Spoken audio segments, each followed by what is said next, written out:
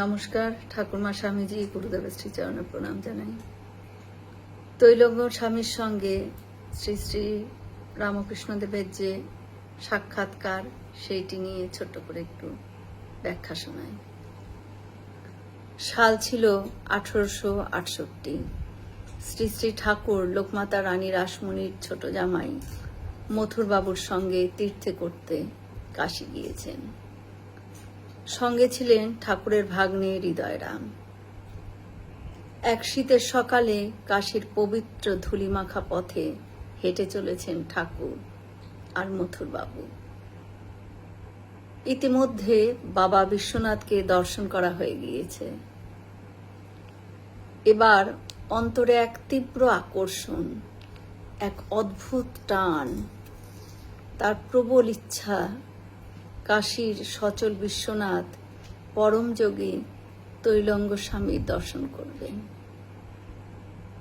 এই সাধকের অলৌকিক কীর্তির কথা তিনি আগে বহুবার শুনেছেন, তাই মথুরবাবুকে বললেন, দেখো তো কোথায় আছেন তৈলঙ্গ স্বামী, আমি তাকে দর্শন করতে চাই। মথুরবাবু হাসলেন। ঠাকুর খুব চিন্তায় পড়ে গেছেন যে কিভাবে তার দর্শন নেবেন তিনি।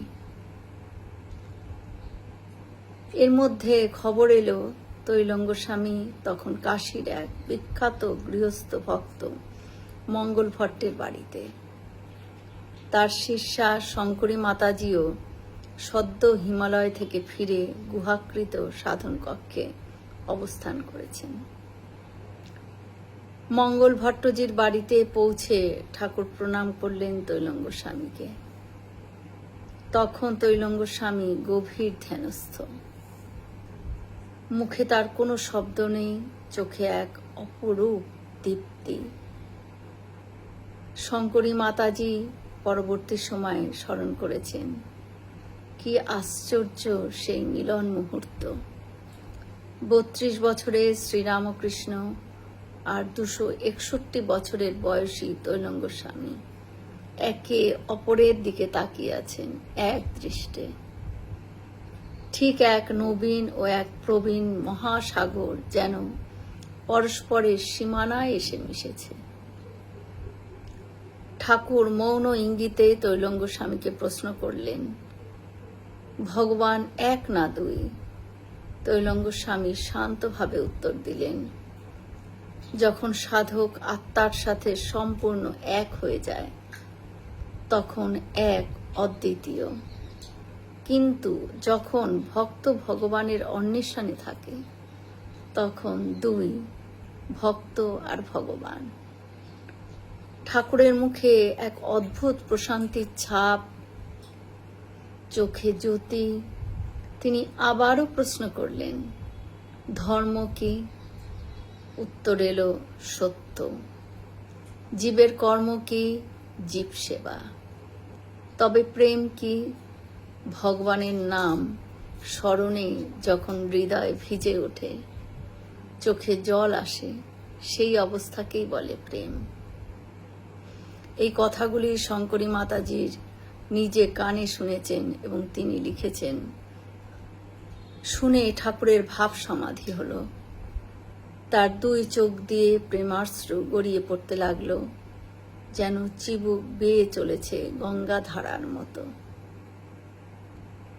তৈলঙ্গ স্বামী ইঙ্গিতে মাতাজিকে বললেন ঠাকুরের মাথায় পাখার বাতাস করতে। মাতাজি দ্বিধাহীন চিত্তে ঠাকুরের শিরে বাতাস করতে লাগলেন। তখন দুজন সাধকের চারপাশে যেন আলোর জ্যোতির্মণ্ডল ছড়িয়ে পড়ছে। পরক্ষণেই ঠাকুরের ভাব সমাধি ভঙ্গ হলো।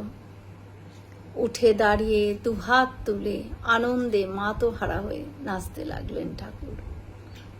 মথুরবাবু ও অন্যান্যরা বিস্ময়ে তাকিয়ে রইলেন। পরে ঠাকুর বললেন, মথুর, আধা মন ক্ষীর আনাও, আমি নিজে হাতে খাওয়াবো আমার এই বিশ্বনাথকে। বলা মাত্র মথুরবাবু খাঁটি ক্ষীর নিয়ে এলেন। ঠাকুর নিজে হস্তে তৈলঙ্গ স্বামীকে খাওয়ালেন, যেন এক ভগবান আরেকজন ভগবানকে প্রসাদ নিবেদন করছেন। শঙ্করী মাতাজি পরে লিখেছেন, উভয়ই তখন প্রেমানন্দ সাগরে ভাসিতেছেন। তাদের মধ্যে যে ভাষায় কথা চলছিল তা সাধারণ মানুষের বোধগম্যের অতীত। তা ছিল আত্মার ভাষা, নির্বাণের ভাষা। শেষে দুজনেরই দৃষ্টি মিলল। জয় শ্রী রামকৃষ্ণ, জয় তৈলঙ্গ স্বামী। আমরা সকলে মিলে একসাথে বলি, জয় মহামায় কি জয়, জয় ভগবান শ্রী শ্রী রামকৃষ্ণ দেব কি জয়, জয় স্বামীজি মহারাজ জি কি জয়, জয় গঙ্গা মাই কি জয়। হয়তো অনেক ভুল করলাম, ঠাকুর যেন আমায় ক্ষমা করে দেন। সকলে সুস্থ থাকবেন, আনন্দে থাকবেন। ঠাকুর মায়ের কৃপা দৃষ্টি সকলের ওপর বর্ষিত হোক। শুভরাত্রি।